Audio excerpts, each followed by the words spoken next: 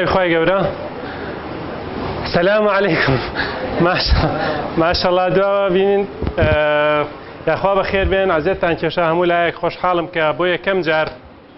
لأكاديمية بنيات بجدارية كم وخوش حالم ببينين تان لنزيكة وبابتكي من تواوكري بابتكي كاكتور زانا قصة كردن لدوي كاكتور زانا وابي حولكي زياتر بي بو اوي وكو با ڕۆخۆشی بەباشی بەسەلیسی قسە بکەی سوپاس یەکەم زۆریشی منی زۆر ئاسان کرد و هیوادارم کە ئەو هەمیشە سەرکەوتوو بێ ئێوەش سوودمەند بوو بێتن لە بابەتەکەی ئەو منش بتوانم تاوکەرێکی باشی بابەتەکەم. ئەمڕۆ لە جیهاندا کۆمەڵێک کێشەی گەورەمان هەیە. یەکێک لەو کێشانەی کە لەم بابەتەی ئێمە کە بابەتی سەرکردایەتیکردنە بە یەکێک لە کێشە گرنگەکان دایانرێت ئەوەیە کە قسەکردنە لەسەر قەیرانی سەرکردایەتی. ئایا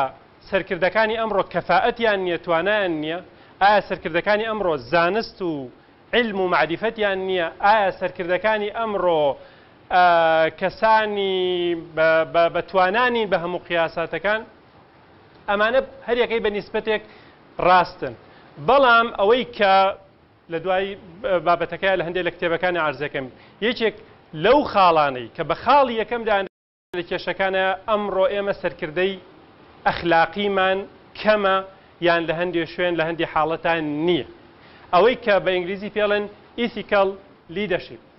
القیادە الأخلاقیە یان سەرکردایەتی ئەخلاقی یان سەرکردەی ئەخلاقی. بۆ یەکە کردم بە بابەت قسەکردن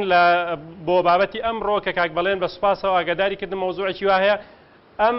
عنوانم بە گونجاو زانی هەڵبژارد و دیسان بە سوپاسەوە کاکتۆر زانە ئەرکی بەشی زۆری بابەتەکەی گرتە ئەستۆ بۆی من توانم دەختێک بە قۆڵی لەسەر ئەم بابەتە قسە بکەم. بۆ ئەوەی کە حەقی ئەم بابەتە بەم قسەکانم دابەشەکەم بە 4 تەوەری سەرەکی و سیانیان خزمەتکردنە بە عنوانی 4ەم و ئەو کاتەی هەمانە بۆ ئێوەش تاوە بێزار نەبن ڕەمەزانەتیە و هیلاک نەبن و ئێمەش بتوانین کە بە پوختی بابەتەکانمان بڵێن. تەوەری یەکەم من تەرکیز لەسەر چەمکی ئەخلاقەکەم و لێرە من تعریفی ئەخلاق ناکەم لە کتێبەکانی لە کتێبە ئاینیەکانە لە کتێبەکانی فەلسەفە یا لە دەروونناسی یا لە کۆمەڵناسیە. باسی ئەخلاقەکەم لە کتێبی بواری بەڕێوەبردن ئیدارە و قیادە چۆن تعریف کراوە بە کورتی ئێمە چۆن بە کەڵکمان دێ. چەمکی دووەم لەسەر چەمکی سەرکردایەتی لیدەرشیپ کە بە سوپاسەوە دیسان قسەکەری دووەم ئەو قازانجەیە هەمیشە قسەکەری یەکەم بە باشی پێناسەکانی بۆکە لەبەرەوە زۆر سپاس دکتۆرزانە ئیشەکەی منی ئاسان کرد من ئەتوانم قسە لەسەر ئەوەی ئەو بکەم کە دەستی پێکرد. چەمکی سەرکردایەتی سێمیان سەرکردایەتی ئەخلاقی. لە نێو سەرکردایەتیە ethical leadership چ مانایەکی هەیە و ئەو کتێبانەی کە تعریفی سەرکردایەتی ئەخلاقیان کردووە چەند پێناسەیەکی جیاواز وەرەگرن و لێرە هەوڵە دەین وەکو کاکتۆرزانە کردی کە بەدەستخۆشیەوە کتێبێک لە کتێبە گرنگە جیهانیەکان پڕفرۆشەکان کە پێڵەن بێست سێلەرزی بەکارهێناوە منیش هەوڵم داوە 3-4 کتێب لەو کتێبانە بەکاربێنم چونکە هەندێک جار کەسانی ئیماندار بەداخەوە ئەوەندەی چاویان لە کتێبە کۆنە پەڕەزەردەکانە کە پڕ لە علم و معریفەتن بەڵام بۆ ئەمڕۆ کە ئەڵەی کتێبێک 300 ساڵ 500 ساڵ لەمەوە پێش نووسراوە بێگومان هیچ ژینگەیەکی ترە. ئێمە ئەتوانین وەکو عیبرەت سوودی لەوەرگرین بەڵام باسی ئەمڕۆ ناکات. بۆیە گرنگە بزانین ئێمە وەکو مسلمانێک لە سەردەمێکە ئەژین سەردەمی علمە معریفەیە تەقاندنەوە یا تەقینەوەی معریفەیە. ئەو زیادبوونەی کە لە بڕ و لە جۆرەتی و لە چەندێتی معریفەی مرۆڤایەتی ئەمڕۆ زیادی کرۆ لە مێژووی مرۆڤایەتیان نەبووە. بۆیە یەکێک لە خاڵە گرنگەکان و ئەمە نەسیحەتێکی برایانەیە بۆ ئێوە دامە بڕێن لە معریفە و لە داهێنانی ئینسانی بە ناوی ئەوەی ئێمە خصوصیەتێکمان هەیە. آخر ئێمە مسلمانین جیاوازین لەوانی تر. ئێمە مسلمانین جیاوازین لە کۆمەڵە شتیکەیە کە تایبەتمەندی خۆتە بەڵام سوودوەرگرتن لە علم لە زانست لە معریفە لە داهێنانەکانی کۆمەڵناسی دەروونناسی فەلسەفەی نوێ فەلسەفەی زانست فەلسەفەی ئەخلاق ئەمانە هەمووی بە کەڵکی تۆ دێ وتوانی سوودیان لێوەرگری. 4ەم بابەتمان پێغەمبەر درودی خوای لەسەر بێ وەک سەرکردەیەکی ئەخلاقی. طبعا کاکتۆرزانە نمونەی زۆر باشی هێناوە من هەوڵە دەم لەو شوێنانەی کە پێویستم بە نمونەکانی ئەوە کە تەنها ئاماژەی بۆ کەم و ئەگەر پێویستی بۆ نمونەی زیاتر ئیزافەکەم. ئەخلاق چییە؟ ڕەنگە مامۆسایەکی ئاینی لێرە تعریفی ئەخلاقکە بە شێوازێکی جیاواز لە من تعریفی بکات. بە هەمان شێوە کەسێکی دەروون ناس بێنین بە شێوازێکی تعریفی ئەخلاق بکات. لەو لاشەوە کەسێک بێنین لە چوارچێوەی فەلسەفای باسی ئیتیک و مۆڕەڵەتی و ئەخلاقمان بۆ بکە بە شێوازێکی تر بکە. من کتێبێکم بەکار هێناوە لێرە طبعا خۆشبەختانەی کە لەو شتانەی کە جێگەی سەرنج ڕاکێش یعنی جێگەی بڵێم چی سۆپرایزە یعنی ئەوەیە کە ئینسان پێی سەرسامە بێ بەشێکی زۆر لەم کتێبە گەورانە ئەم کتێبە گرنگ و پڕبایەخانە لە ئەتەرنێت بە فری دەسەکەوێت و من هەندێک لە کۆتایی محازەرەکە 6 کتێبی گرنگ لەو بابەتە عرض دەکەم بۆ ئێوە کە هەموو دەتوان بە فری داونلۆد بکەن لە ئەتەرنێت و بتوان سوودی لەوەرگرن ئەوەی کە کەسێک لە ئەمریکا یا لە ئەوروپا لەم بارانە بەکارێنێتەوە لە بەردەستایە بە فری و ئەتوانی توانای خۆت بەکاربێنی ئەم کتێبە چاپی 2005 لەسەر مەنیجمنت کتێبەکە نزیکەی 800 شتێک لاپەڕەیە لەسەر بەڕێوەبردن مەنیجمنت لەم کتێبە چۆن تعریفی ئەخلاق کراوە بەمەبەست هاتم ئێمە وەکو مسلمان تعریفی ئەخلاقمان بەدەیەها و سەدەها و هەزارە هەیە بەڵام کەسێکی نامسلمان لە کتێبێکە بە ناوی مەنیجمنت چۆن تعریفی ئەخلاقەکە ئێمە ئەوە بەکارێنین بۆ ئەوەی محاید بین و ئینسانیانە و لە سەردەمی خۆمان نابشین تعریفە ئەمە بە عەرەبی ئەمە بە کوردی کە هەر کەسەی کامانی پێ بەدڵە ئەڵێ ئەخلاق کۆمەڵێک بنەمایە کۆمەڵێک پرانسیپە کۆمەڵێک مەبادیئە کە لە ژینگەی جیاوازە لە شوێنی جیاوازە چەند شتێکمان بۆ جیاکاتەوە هەمیشە ئەخلاق ڕاست و ناڕاستمان بۆ لە یەکتر جیاکاتەوە بنەما ئەخلاقیەکان گرنگیان چێ لە ژیانی ئێمە پێمان ئەڵێن کام شتانە ڕاستن کامانە ناڕاستن بە هەمان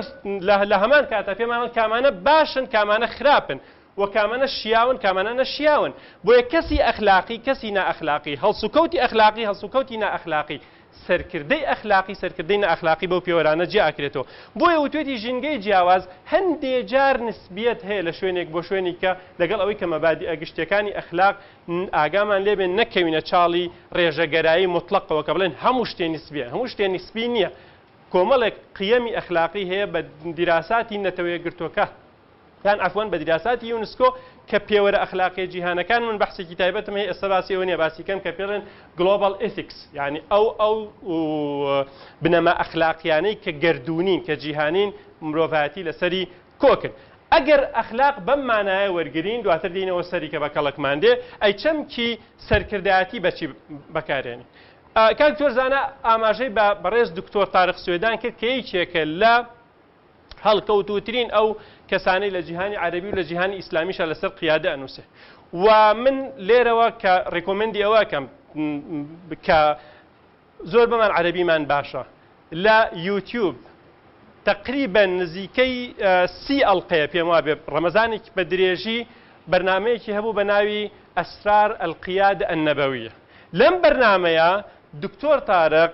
بەرهەمی دەیەها ساڵ لە لێکۆڵینەی خۆی لە مەجای ئیدارە و قیادەیە لە تعریفێکا کورد کردەوە کە کاک تۆرزانە باسی کرد ئەڵێ هي القدرة على تحريك الأتباع نحو الهدف توانا کاریگەری توانا و کاریگەری ئەوەی کە کۆمەڵێک کەس پێیان ئەڵێن ئەتباع واتە شوێن کەوتوانت سەرکردە بتوانێت ئەم شوێن کەوتوانەی خۆی ئاراستە بکە بەرەو ئامانجێک و ئەمان نەموزەجی دکتۆر تارق سوێدانە کە من لەو بەرنامەیەوە وەرم گرتووە بۆ تێگەیشتن لە قیادە ئەڵێ القدرة على تحريك الأتباع نحو الأهداف ئەم چوار شتەی کە کاک دکتۆر زاناژ ئاماژەی پێکرد فەرعی تری لێبێتەوە بە کورتی من بۆی ئاسانی کەم چوارەکەی ئەوشەکەم بە سێدانە لە مەسەلەی سەرکردایەتە لەم محاضەرەیە من سێدانە بەکارێنم یەکەم کاریگەری سەرکردە چکەم سەرکردەیەکمان هەیە کاریگەری هەیە توانای هەیە قودرەیەکی هەیە بۆ جوڵاندن و بۆ تەحریکیی ئاراستەکردنی خەڵک یان ئەتباع شوێن کەوتوانی خۆی بە تایبەتی یان خەڵک بەگشتی ئەتوانم ئەمان بەکاربێنم بۆ بەدەستهێنانی ئامانج سێشتمان هەیە سەرکردەیەکمان هەیە خەڵکمان هەیە و ئامانجمان هەیە ئەم سەرکردە توانایەکی هەیە خەڵک ئاراستەیەکە بۆ بەدەستهێنانی ئامانجەکان کێتوانێت لەم قاعەیە ئەم سێشتە بە باشی بڵێتەوە لە من باشتر هەموو کەس کەواتە تۆ تعریفی قیادە لە مەولا توانین لە بری چوار بڵێ سیان توانای سەرکردەیەک بۆ ئاراستەکردنی خەڵک بۆ گەشتن بە ئامانجەکان ئەم تعریفە بەکارێنم لە قسەکانە کە دواتر دێمە سەری ئەخلاقمان زانی کۆمەڵێک بنەما بوون باش و خراپ و ڕاست و ناڕاست و دروست و نەدروست شیا و نەشیایی بۆ جیاکردینەوە سەرکردایەتیش بەم مانایە بەکارێن ئەی سەرکردەی ئەخلاقی چییە بۆ سەرکردەی ئەخلاقی دوو سێ و مفتاح یان کلیل یان کی بەکارێنم بۆ تعریفکردنی ئەم کتێبەی لە پێشاوتانەیە The Thoughtful Leader نووسەرەکەی ئەم ئافرەتێکێکێکە لە نووسەرە هەرە باشەکان لە بواری قیادە و لە بواری نووسینی شاتەنانەت کتێبێکی چۆن کتێبێکی باش ئەنووسیت مێندی کلاین لە هەندێک ناوەندا ناسراوە طبعا ئەمە ئەتوانن لە سایتێکی خۆی هەیە لە یوتیوب چەنەڵی هەیە و بابەتەکانی بڵاوکرێت و کەسێکی ئاکتیڤ و چالاکە ئەوەی کە گرنگە بەلامە من زۆربەی لە خوارەوە هەوڵم داوە سەرچاوەکان بنووسم بۆی هەر کەسێک ئەوێ زیاتر بگەڕێتەوە بۆ سەرچاوی تری دەست بکەوێت لێرە ئەم کەسە تەرکیز لەسەر خاڵێکی گرنگە کاکە زۆر بەکەڵکی ئەمە دێت و لە نمونونەکانی کاکتۆرزانایە زۆر ئامادە بوو ئەڵێ قائد پێویستی بەچی ئەمە پێویستمان بە چ جۆرە قائیدێکەیە لەم سەردەمایە لە سەدەی خۆمانە لەم سەردەمەی کە تیاژین thoughtful leader پێویستە بە کەسێکی خاوەن بیری قوڵ بێ بە کوردی توان بڵێن قوڵبیر بێ یا خاوەن بیری قوڵ بێ thoughtful یعنی کەسێکە دکتۆرزانە ئاماژەیەکی ڕوئیەی هەبێ توانای ئاراستەکردنی ئەوانی تری هەبێ دیدگایەکی هاوبەش دروستکە لەگەڵ ئەوانی ترە ئەم نقطەیە زۆر گرنگە بەلای قایدی ئەخلاقیەوە چونکە لەسەر ئەم ڕوئیە لەسەر ئەم دیدگایە لەسەر ئەم قوڵبینەی هەنگاوی تر هەڵەگرێ بۆیە ئەڵێ تعریفەکەی ئاوایە قیادە لای کلاین بریتە لەوەی کە دیدگایەکی قوڵ هەبێ سەرکردەیەک خاوەنی دیدگایەکی قوڵ بێ و بتوانێت توانای بەشداری پێکردن شێرین ئەڵێ بەشداری پێکردنی ئەوانی تری هەبێ لەم ڕوئیەی کە خۆی تەرحی ئەکات تا وردە لەگەڵ ئەمە ئەوانیش ڕوئیی خۆیانیان بۆ دروست بێ هەر کەسێ ئەهاتە ناو ئیسلامەوە پێغەمبەر صلی الله علیه وسلم سەرەتا عەرزی شەهادەتەینی بۆ کرد دواتر باسی ئیسلامی بۆ کرد دواتر دوای ئەم کەسە خۆی بوو بە کەسێکی سەرکردە کاکتۆرزانە زیاد لە نمونەیەکی هەنایەوە پێغەمبەر ئەوەنە سیقەی بە هاوڵانی خۆی هەبوو نقطەیەک زۆر گرنگە دوای دێمەوە سەری پێغەمبەر ئەتباعی نەبوو پێغەمبەر هاوڵی هەبوو ئەصحابی هەبوو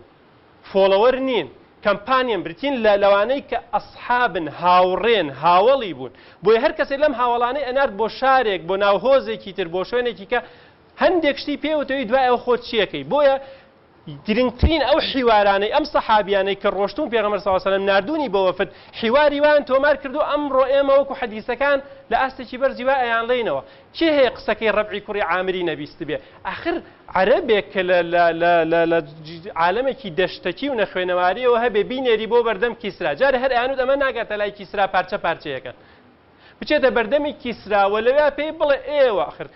فارسەکان و ڕۆمەکان خاوەنی گەورەترین حەزارەت بوون لەو تاریخە کیسرا و فارسەکان قەسر و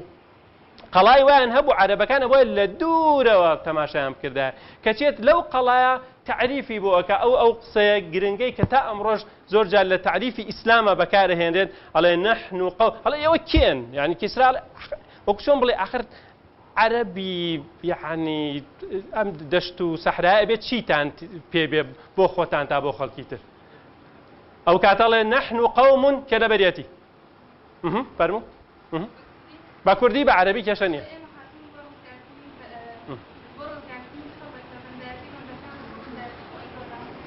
ئەمە یاک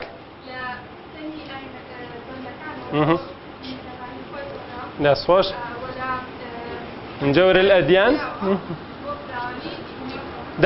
دەستخۆش خوشکی ئەم سێ خاڵێ تۆ تەماشاکە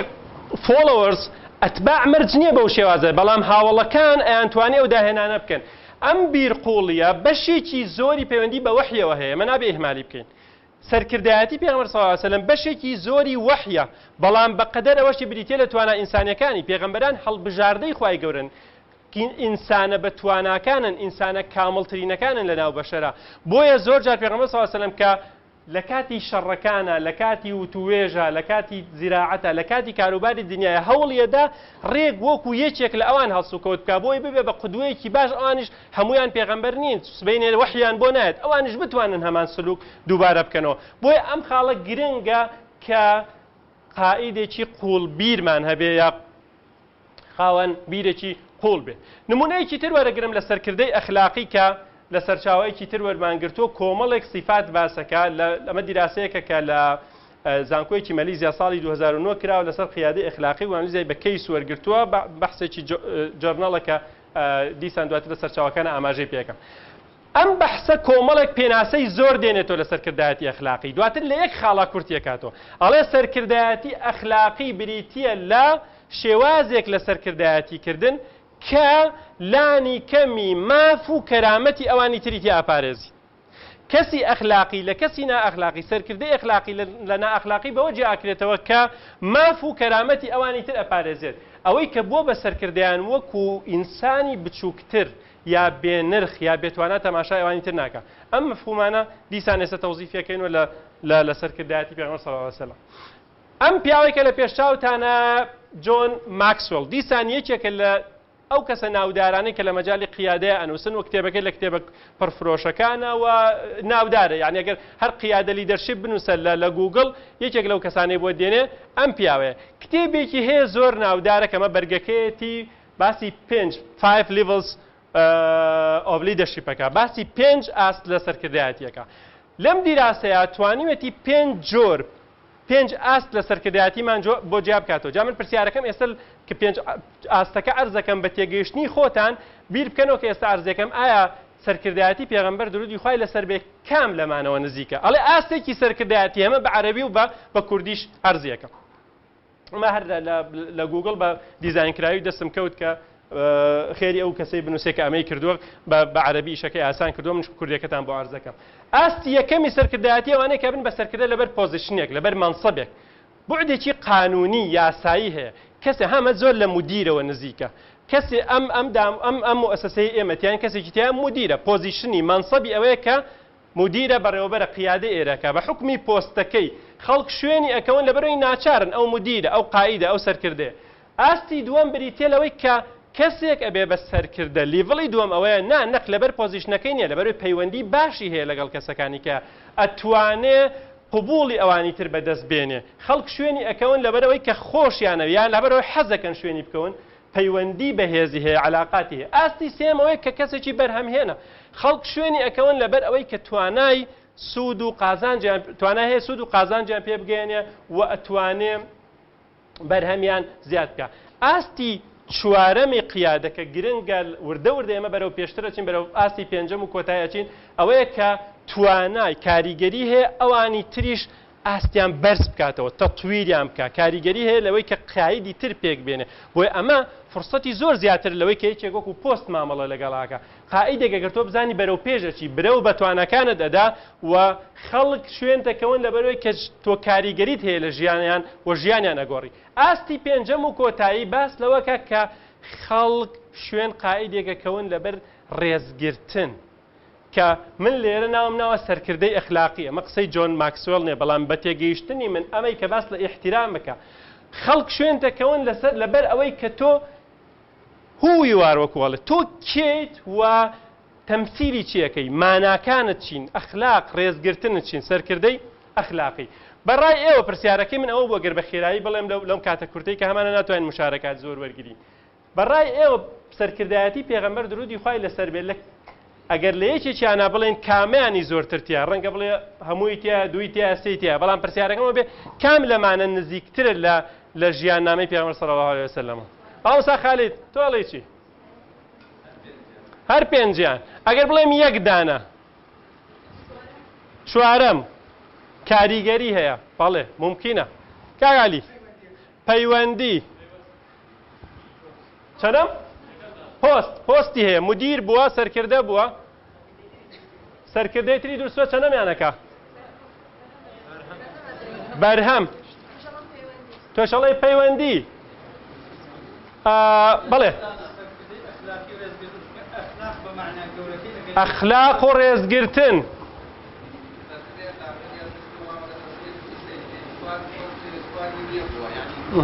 نا بە اختیار نادەم بڵێم یەک دانە، ناچار بە یەک دانە.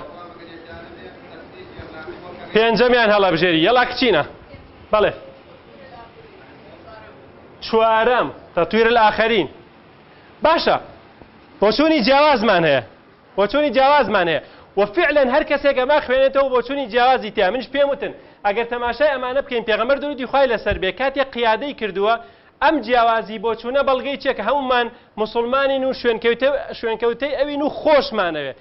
هەر یەکەمان لە کامەیە کاریگەری لێکردوین ئەوە زۆر باسەکەین یەکەم شت. و جیاوازی بۆچوونەکانمان بەڵگەی ئەوەیە کە لە ژیان نامەی خۆیان هەمووی ممارەسە کردووە. ڕەنگە مەسەلەی پۆستەکە کەمترینی بێت چونکە مەرکەزێکی قانونی ئەوانەی نەبووە، پێغەمبەرێتی هەڵبژاردەی خۆیان بڵێ مدیریان بۆ، بەڵام پەیوەندی باش بۆ لەگەڵیانات، بەرهەمی هەبووە، کاریگەری هەبووە، ڕێزی لێگرتوون. ئێمە لە ژیاننامەی پێغەمبەر صلی الله علیه وسلم تەنها یەک کەیسیش نادۆزینەوە پێغەمبەر حاشا لەو بە بێڕێزی مامەڵی لەگەڵ کەسە تەنانەت دوژمنەکانیشی درۆی لەگەڵ دوژمنەکانیشیان نەکردووە و بە بێڕێزی مامەڵی لەگەڵ کافرەکانیش نەکردووە و ئەمە ئەبێتە ئەوەی کە ئەگەر بە دوایە بگەڕین ڕەنگە من بڵێم لە اختیاری من ئەوەیە کە ئەخلاقەکە بۆ ئەمڕۆ زۆر بە گرنگ بزانم بەڵام پێنجەم وەکو پەیژەیەک وایە کە سەرکەوتووی ئەمانی تریش لە خۆی ئەگرێت بازنەیەکی گەورەیە لە ڕێگەی ئەمانی ترەوە گەیتە ئاستی پێنجەم لەبەر کەمی کات من یەکێکی تر لەو ناوە گەورانەی بواری قیادە باسەکەم کە ستیڤن کەفی یا کۆڤی یا عەرەبەکان هەنجاڵان کۆفی ئەیکەن بە قاوە ئەم پیاوە ساڵی 32 بۆ 2012 ژیاوە بە ڕەحمەت بێچەکە لەو کەسانەی کە کاریگەری زۆری لەسەر خەڵکی تر بەجێهێشتووە ژیانی چەندین خەڵکی گۆڕیوە و کتێبەکانی لە کتێبە پڕفرۆشەکانن کتێبە پڕ کاریگەریەکانن لە ژیانی میهەنی و کارکردنی خۆیان یەکێکە لە ناوە هەرە ناسراوەکان کتێبەکانیشی کراوە بە عەرەبی و خۆشبەختانە کتێبەکانی بە فری لە ئینتەرنێت دەستەکەوێت کێ ناوی ستیڤن کەفی بیستووە کە کتێبێکی لەمە مەشهورتری هەیە لەم کتێبە مەشهورتر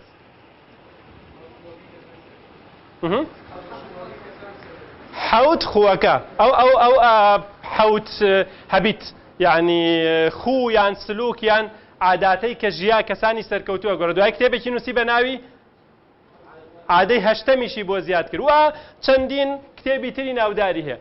لە مەسەلەی قیادە ئیزافەیەکی جوانی کردو ئەم پیاوە لەو بوارەنی نووسوێتی شوێن پەنجەی خۆی جێهێشتووە ئەم کتێبەی کە لە بەردەستانایە بە عەرەبی لە ئینتەرنێت ئەوەی ئینتەرنێتەکەی من داونلۆدم کرۆ بە فری داونلۆدەکەی بۆم بابەتە من تقریبا بەشی هەرە زۆری ئەوەی کە لە مەوزوعەکەی من نزیکە خوێندمەوە و ئوسلوبێکی زۆر خۆشی هەیە ئوسلوبەکانی زۆر بێم کتێبانەی کە بواری سەرکردایەتی نمونە زۆرێنەوە ئوسلوبی حیکایەت قەسەس قورئان چیرۆکی زۆر تایە ئەم کتێبانە خوێن تۆ کە زۆر کاریگەری تێگە اینجا لە فەلسەفەی قەسەس تێگەی لە قورئانە قەسەس حیکایەتی بەرئاگردان نییە ئەوانەیە کە عیبرەتی تایە ئەجێڕێتەوە لەم کتێبەیە باسی چەند ئاستێکی گرنگمان بۆکە کاڵێ چوار مۆدێلی بەڕێوەبردنمان هەیە بە گشتی لە جیهانە و لە ئەنجامی دیراسەی خۆی ئەڵێ چوار جۆر بەڕێوەبردنمان هەیە کە لە شوێنە جیاوازەکان لە مؤسسە جیاوازەکان بەکارێنێ خەڵکیش بە پێی ئاستی خۆی ڕەنگە دەیان تێبگات جا تەماشا بکە تۆ بزانە کامیان لەمانە زۆرتر کاریگەری هەیە مۆدێلی یەکەم ئەڵێ مۆدێلی زانستی ئابووری بە پێی حاجە بە پێی پێویستی ئابووریەکان کارەکە ئەو ناوی ناوە لە جسمی ئەمە ناوی ناوە مۆدێلی گەدە ئینسان چۆن خەمێتی تێر بخوا بژێوی بەدەستبێنێ ژیانی خۆی بەدەستبێنێ ئەمە خەڵک کارەکە لەگەڵ قایدێکایە موچەیەکی باشی دەستکەوێت پێداویستی ئابووریەکانم بۆ دابین بکە لە سەتا چەندی خەڵک لەسەر زەویە ئەمە گرنگە بەلایەوە بژێوی خۆی بەدەستبێنێ مۆدێلی گەدە و ئەم مدیرەکەش مادەم خەڵک ئەمەوێ بەم شێوازە مامەڵەکە مۆدێلی بەڕێوەبردنی گەدە یا زانستی ئابووری کە بەتەحوڵەدا بە عەدلیش شتەکان دابەشکە لە بینانە دووەم مۆدێلی دڵی ناوناوە کە ئیس لەسەر پەیوەندیە مرۆیە ئینسانیەکانەکە سۆز علاقاتی ئینسانی ئەڵێ خەڵکانێک هەیە گرنگە بەلایەوە زیاتر لەوەی بژێوی دابین کرێ وەکو ئینسان مامەڵەم لەگەڵا بکە منیش ئینسانێکم وەکو تۆ علاقاتی ئینسانی زۆر گرنگە بەلایەوە سوپاس و پێزانینێک لە مەعاشەکەی گرنگترین بەلایەوە شکاندنێک لە ناو مۆزەفەکانە زۆر قورسترە لەوەی کە دوو مەعاشی بەجارێک بیتێ بۆیە مامەڵە ڕێز لێگرتنی حسابکردنی بۆ تواناکانی بەباشی مامەڵم لەگەڵا بکە کە ئەمە ناو ئوسلوبی دڵ لە ئینسانە مەیلی ئینسان لایەنی سۆز و دڵ و عاتیفێ سێم مۆدێلی عەقڵە تواناکان سکیلز ئەڵێ ئینسان قائیدێک هەیە وا ئیدارەی خەڵکەکە عەفوەن مدیرێک هەیە وا ئیدارە و بەڕێوەبردنی خەڵکەکە کە باشترین توانەکانی بەکاربێنێ و ئەو کەسانەی کاری لەگەڵاکەن ئەیانەیە لە مدیرەکان لە بەڕێوەبەرەکان باشترین تواناکانی ئەم بەکاربێنێ لە مەجای زمانە لە کۆمپیوتەرە لە کاریگەری لەگەڵ خەڵکە لە بزنسە لە هەر بوارەکان مەجالەکانی خۆی بەکاربێنێ ستیڤن کەڤی ئەڵێ من هەموو باشن و خەڵکیش لەسەر ئەساسی ئەمە دابەشەکرێن بیرتان نەچێ من ئەمە باسی سەرکردایەتی پێغەمبەر درودی خوای لەسەر بێ بکەم بیر بکەنەوە لە سەحابەکانە خەڵکی تیا بووە لەو حەدیثەی کە باسی ئینەمە الأعمال بالنیات وإنما لكل امرئ ما نوى وتاكوتای حەدیثەکە خەڵکە بووە بۆ لدنيا يصيبها وامرأة ينكحها مسلمان بۆ هیجرەتی کردو خەڵکیشە بۆ إلى الله ورسوله بۆ ڕوونیەکاتەوە منكم من يريد الدنيا ومنكم من يريد الآخرة ئەمانە شەبوە تەنانەت لەناو مسلمانەکانی ئەو کاتە مۆدێلی دڵ و سۆز و لایەنی پەیوەندیەکانمانێ عەقڵیشمانێ ستیڤن کەڤی ئەڵێ نمونەی باڵا بەلای منەوە بۆ ئیدارەکردن کە ئەیباتە مەجالی قیادەوە بەڕای منی تر لە ئیدارە دەرەچێ ئەوەیە کە وەکو ناوی ناو مۆدێلی عەقڵ عەفوەن ڕۆح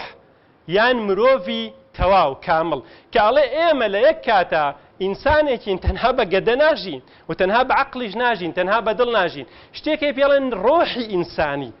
سەرکردەی ئەخلاقی ئەوەیە کە تۆ مامەڵە لەگەڵ ئەم سیانە ئەکا وەکو ئینسانێک بۆیە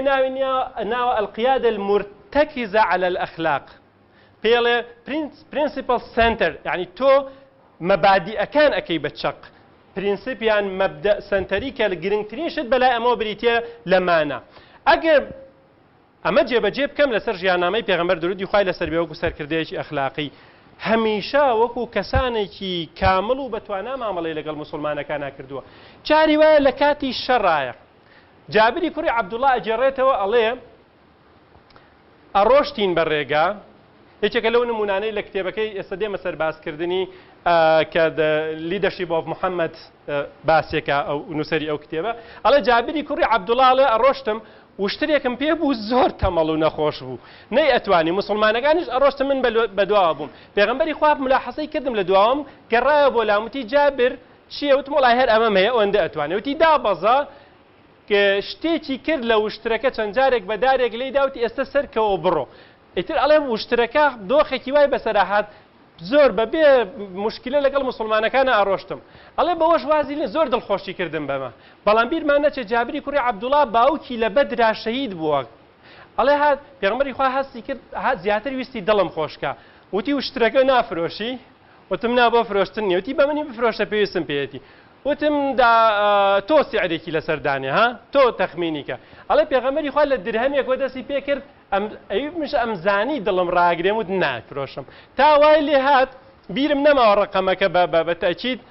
50 شتێکی ئەوەندە درهەمی لەسەر دانێ جابر ئەڵێ تر ناخۆشم کرد هەستم کردم قبوڵمە ئێستا وشترەکەی لێ کڕیم دوای بە بیلالی وت کە گەڕانەوەتی پارەی وشترەکەی بەرێ وشترەکەشی بۆ خۆی زیاتر لەمە ئەڵێ قسەی لەگەڵا کردم ژنی هێناوە ژیانی تایبەتی خۆی ئەڵێ باوکم شەهید بوو 5 کچی بەجێ هێشتووە بەڕاستی گەڕام ئافرەتێکم دەست بکەیت کە بتوانێت لەگەڵ ئەم 5 هەڵکات و ببێ بە سێبەرێک بۆیان یعنی تا حەدی ژیانی تایبەتی خۆی لەگەڵیانە ڕۆشتەوە چەندین نمونەی تری لەم بابەتەمان هەیە من بەرەو کۆتایی بابەتەکە چم کە قسەکانم کۆ ئەەکەمەوە لە سەرکردایەتی ئەخلاقیە ئەم سلایدە تقریبا پوختەی ئەوەیە کە تا ئێستا وتمان ئێمە سێ شتمان هەیە وتم سەرکردەمان هەیە بۆ ئەوەی سەرکردایەتی ئەخلاقیمانە بێ ئەم سەرکردەی پێویستمان بە کەسێتێکی ئەخلاقی هەیە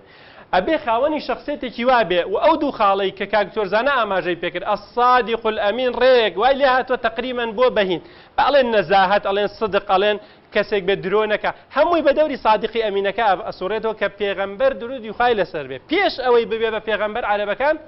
ناویان نابوو محمد الأمين أو الصادق الأمين أما دوو ئەبێ لە کەسیەتی خۆیان ئەمە هەبێ بۆیە خەڵک باوەڕی پێ بکەن متمانیان پێ هەبێ دوو ئامانجی هەبێ و ئامانجەکانی لە سەرکردایی ئەخلاقی بێ ئامانجەکانی ئەخلاقی بن ئامانجی ئەخلاقی چییە واتە ئامانجەکانی خۆیان لە خۆیان ئامانجی دروست بن ئامانج بن لە خزمەتی مرۆڤایەتیە ئامانجی مرۆڤ دۆست بن نەک دژی ئینسانیەت و خەڵکانی تر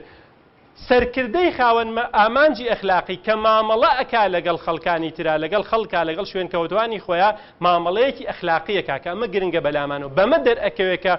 لە هەڵسوکەوتیات مامەڵەیەکی ئەخلاقیەکە بۆیە شێوازەکانی لێبوردەیی زاڵە بەسەر ئەخلاق و هەڵسوکەوتیا لەگەڵ ئەوانی ترا دادگەری و عەدالەت وەلەو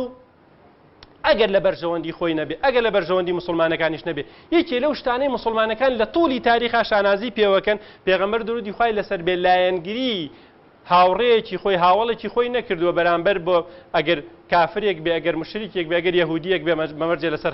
لەسەر حەق نەبوو بێ ئەگەر سەحابیەک هەڵەی کرد بێ پێغەمبەر صلی الله علیه و سلم ڕاستی کردو تەنانەت ئەگەر پێغەمبەر درودی خوای لەسەر بێ هەڵەی کرد بێ قورئان ڕاستی کردوێتەوە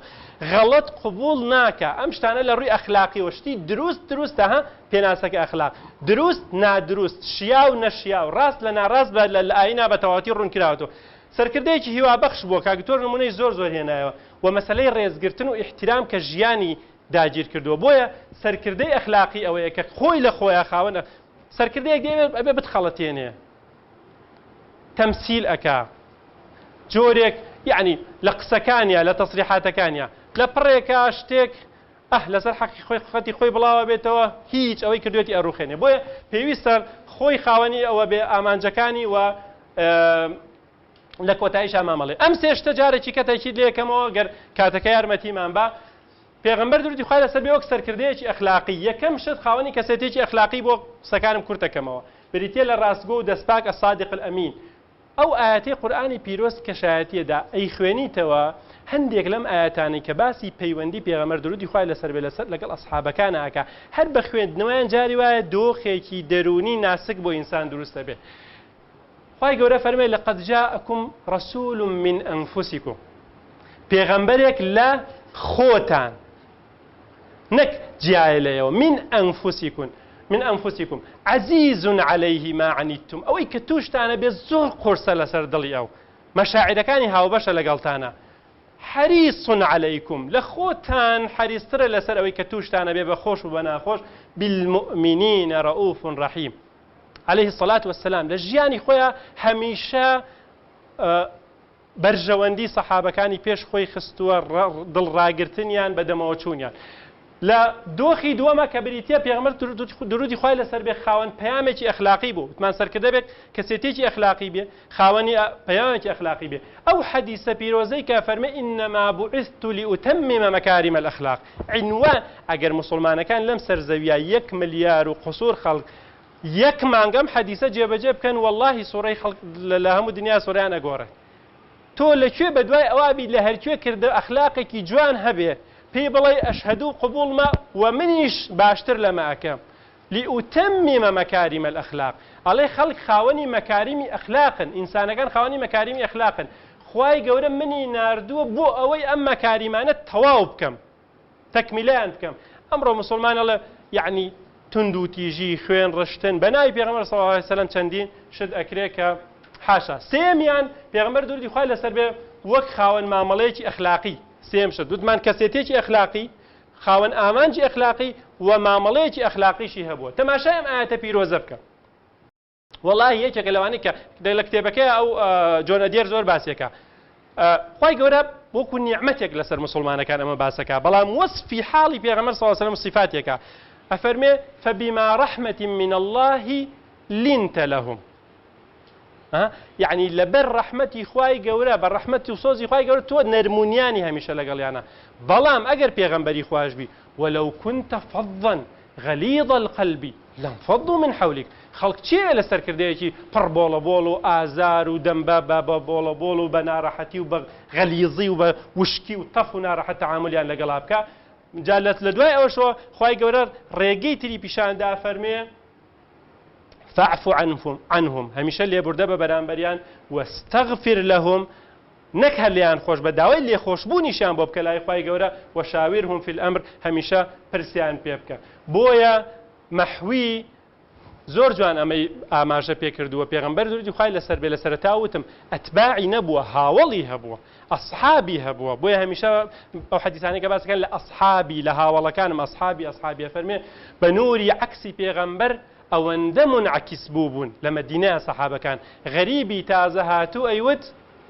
ئەمە پێغەمبەرستانە هەر یەکەی کردبوو بە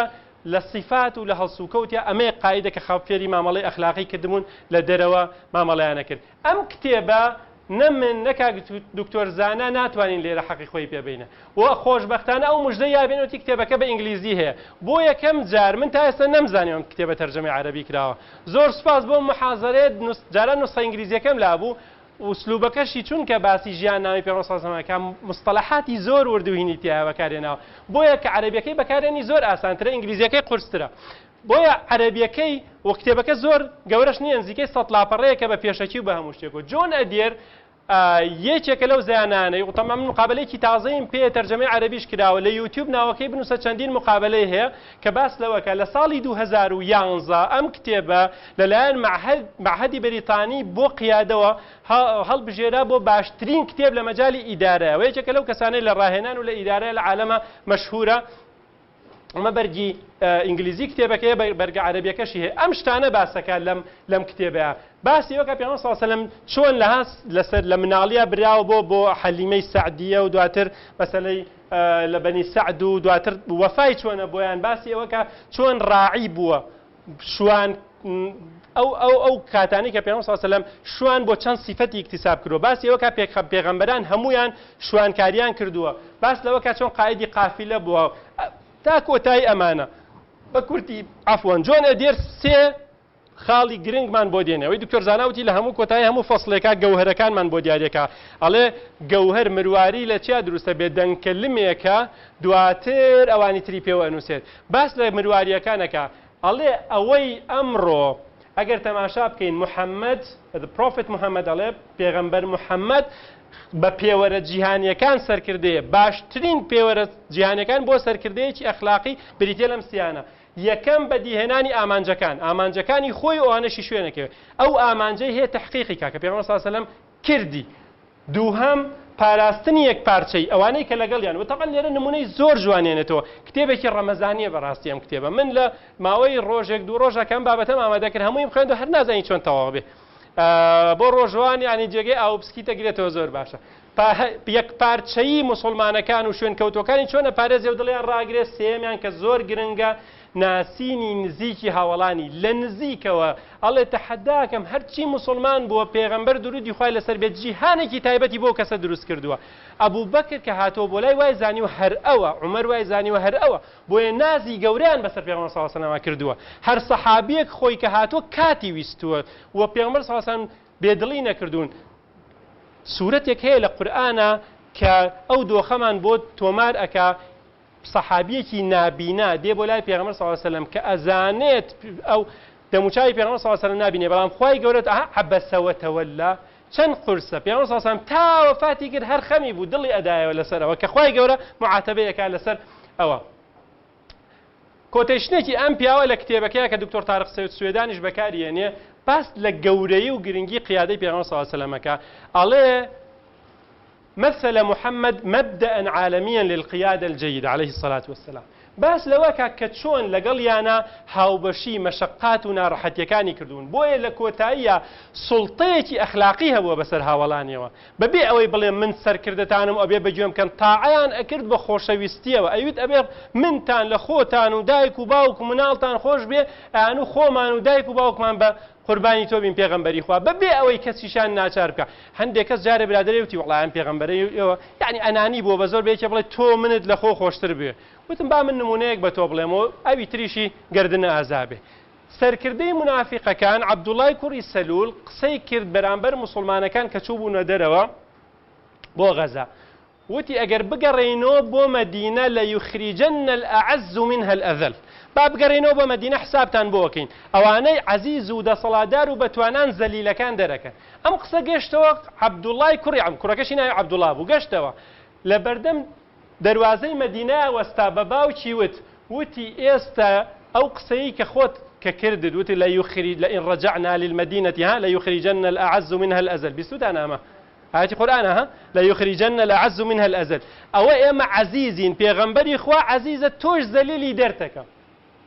أما أم دوخيك من تان لدايك وباوكتان خوشتر نبي بلام آية بيغمبري خوا وتي دريكا أما سركردي منافقة كان واي كردوا پێغەمبەری گوتی تا پێغەمبەری خوا ئیزن و نەدا نایتە مەدینە بۆیە پێغەمبەری خوا داوای لێکرد کە ڕێگەی بدا تەنانەت وتی ڕێگەم دە با بیکوژم چونکە ناتوانم ئەمە زۆر عەزیەتە دەدا سەرکردەی منافقەکانە هەموو جارش لەناو خەڵکە ئەیدەنەوە بەڕووما با خۆم بیکوژم یەکێکی تر نەیکوژێت چکە یەکێ بیکوژێ پێم قبوڵ ناکرێت پێغەمبەری خوا وتی چۆن ئەوە ئەکەم بڵێن محەممەد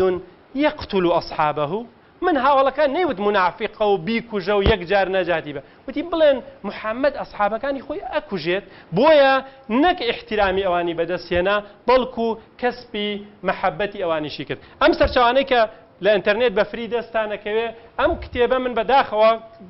ڕوحەیەکی دکتۆرایە دوێنێ دەستم کەوت نەمتوانی بەکاری بێنم بۆم بابەتە کە کتێبی گەورەیە باس لە القيادة الأخلاقية من منظور إسلامي وطروحي دكتوراه چاپ کراوە ئەمە کتێبەکەی جۆن ئەدێرە ئەمە کتێبەکەی ستیڤن کۆڤیە ئەمە مەلزەمەیەکی کورتکراوەی قیادەی ئەخلاقی هەندێشتی تێ ئەمە بەحسێکی جۆرناڵە کە دوو دکتۆر کردویان لەسەر قیادەی ئەخلاقی من ئیسپادەم لە کردێک لە زانکۆکانی عێراقە ئەمەش ئینگلیزیەکانە بە فری ئەم کتێبانە دەستەکەوێت لەگەڵ ئەم بەحسەشەکە و مالیزیەکە بوو کەوتم داوای لێبوردنەکەم ئەگەر زۆرم وتبێ ئەوەی زۆر بڵێ هەڵەشەکە ببورن بەم ڕەمەزانەتیە خوا پاداشتی ئێوە و ئێمە و برانی ئەم سەتەرەشاتەوە زۆر سپاس